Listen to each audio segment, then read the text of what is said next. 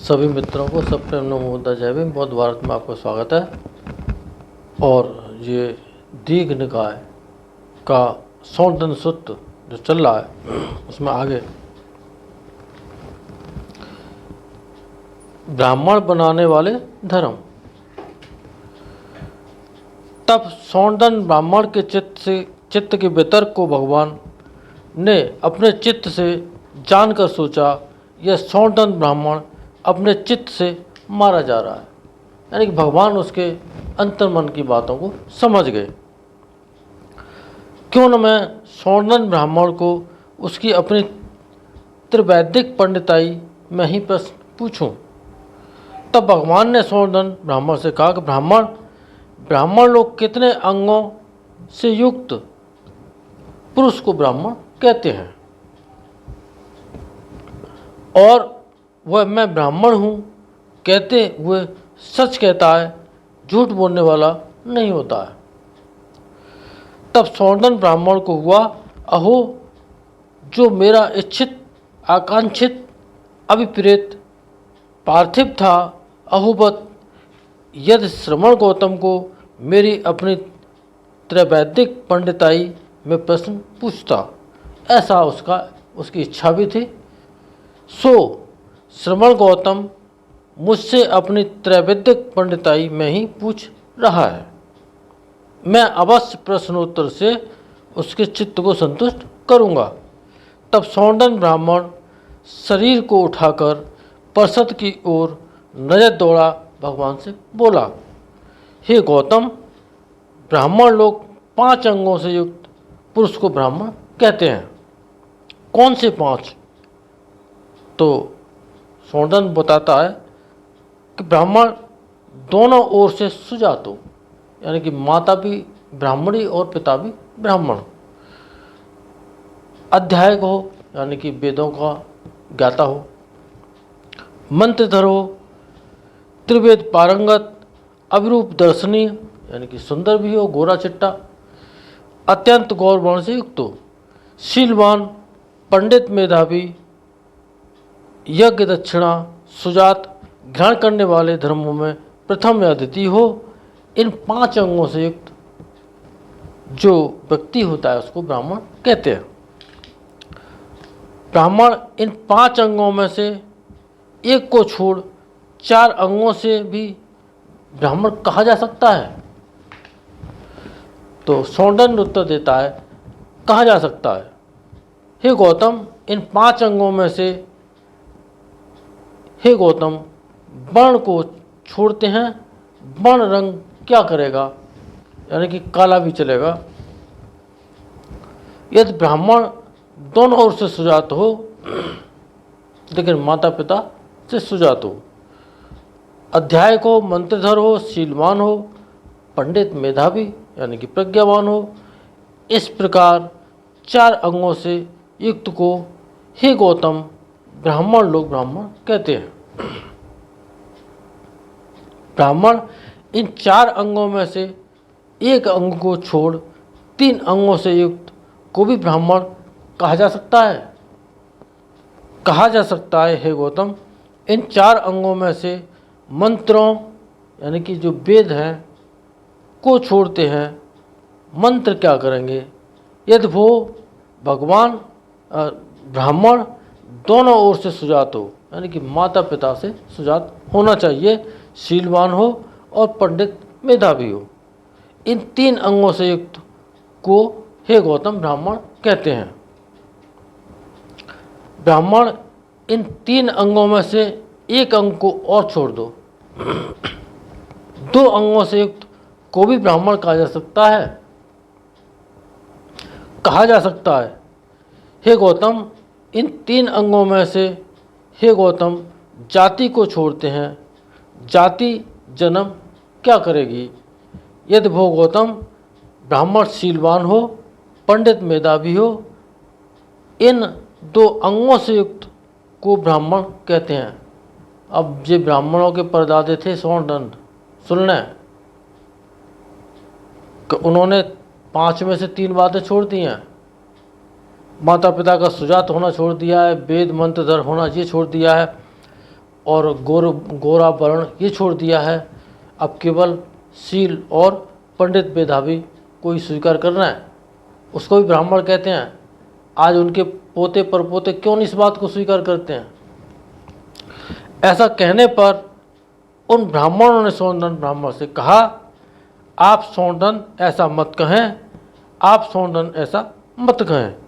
आप सौंदन वर्ण रंग का प्रत्याख्यान अपवाद करते हैं, मंत्र वेदों का प्रत्याख्यान करते हैं, जाति जन्म का प्रत्याख्यान करते हैं। एक अंश आप सौंदन श्रवण गौतम के ही बात को स्वीकार कर रहे हैं। और भगवान भी क्या कहते हैं? शील और प्रज्ञा और समाधि से तो बीच का वो तो कॉमन चीज़ है। तो शील और प्रज्ञा के बगैर कोई ब्राह्मण नहीं हो सकता। ऐसा भगवान का जो धर्म है वो उसमें यही बात है। तो जो ब्राह्मण बंधु हैं सौंदन के, वो कह रहे कि आप तो भगवान बुद्ध की बात कर रहे हो, उसी तरह से तो वो कहते हैं। तब भगवान ने उन ब्राह्मणों से कहा, यदि ब्राह्मणों तुमको यह हो रहा है कि सौंदन ब्राह्मण अल्पश्रुत है, यानी कि इसे कुछ जानता नहीं है, अशुभक्ता है, इसको बोलना नहीं आता है, दुष्प्रज्ञा है, इसमें प्रज्ञा नाम की चीज़ नहीं है। सौंदन ब्राह्मण इस बात में श्रवण गौतम के साथ बात नहीं कर सकता, तो सौंदन ब्राह्मण ठहरे, तुम ही मेरे साथ बात करो। यानी तुम में से कौन ज़्यादा सबसे अपने आप को बुद्धिमान समझता है, वो मेरे से बात करे। यदि ब्राह्मणों तुमको ऐसा होता है, सौंदन ब्राह्मण बहुश्रुत है, सुभक्ता है, पंडित है, सौंदन ब्राह्मण इस बात में श्रवण गौतम के साथ बात कर सकता है, तो तुम ठहरो, सौंदन ब्राह्मण को ही मेरे साथ बात करने दो।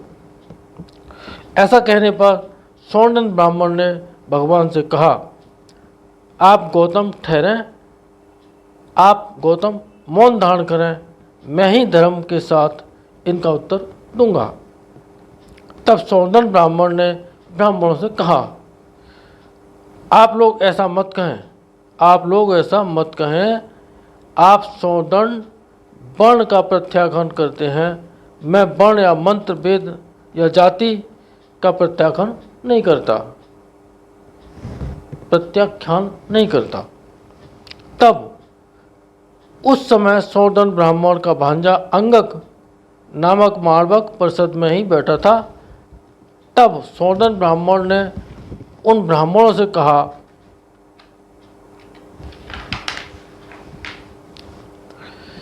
आप सब हमारे भांजे अंगक माणवक को देखते हैं? हाँ, वो अंगक माणवक अभिरूप दर्शनीय प्रसादिक परम गौर, यानी कि बहुत गोरा भी है, पुष्कलता से युक्त। इस परिषद में श्रवण गौतम को छोड़कर वर्ण रंग में इसके बराबर दूसरा कोई नहीं है। अंगक मालवक अध्यायक यानी कि वेद पाठी है, मंत्रधर है, विघंटु कल्प अक्षर प्रेत सहित तीनों वेदों में और पांचवें इतिहास में पारंगत है। कभी वैयाकरण लोकायत महापुरुष लक्षण शास्त्रों में निपुण है। मैं ही उसे मंत्र वेद पढ़ाने वाला हूँ। यदि अंगक मालवक दोनों ओर से सुजात है, मैं इसके माता पिता दोनों को जानता हूँ। यदि अंगक मालवक प्राणों को भी मारे, चोरी भी करे, पर स्त्री गमन भी करे, झूठ बोले और शराब पिए, यहाँ तक कि वो वर्ण क्या करेगा, मंत्र और जात क्या करेगी, जबकि ब्राह्मण शीलवान सदाचारी और वृद्धशाली बड़े शीलवान वाला शीलता से युक्त पंडित और मेधावी होता है। सुजा यज्ञ दक्षिणा ग्रहण करने वालों में प्रथम या द्वितीय होता है। इन दोनों अंगों से युक्त को ब्राह्मण लोग ब्राह्मण कहते हैं। मैं ब्राह्मण हूँ, कहते सच कहता हूँ, झूठ बोलने वाला नहीं हूँ। ब्राह्मण इन दो अंगों में से एक अंग को छोड़ दो, एक अंग से युक्त को भी ब्राह्मण कैसा कहा जा सकता है, ये भगवान ने फिर पूछा। यानी कि शील और प्रज्ञा इन दो में से किसी एक को छोड़ा जा सकता है? 5 में से उन्होंने 3 छुड़वा दिए और उसको स्वीकार करना पड़ा। अब इन 2 में से किसी और को छोड़ा जा सकता है, ऐसा भगवान पूछ रहा है। नहीं है गौतम, शील से प्रक्षालित है प्रज्ञा और प्रज्ञा से प्रक्षालित है शील। जहाँ शील है वहाँ प्रज्ञा है, जहाँ प्रज्ञा है वहाँ शील है। शीलवान को प्रज्ञा होती है, प्रज्ञावान को शील, किंतु शील लोक में प्रज्ञाओं का अगुआ है। यानी कि शील ही मुख्य, यही बात तो भगवान कहते हैं।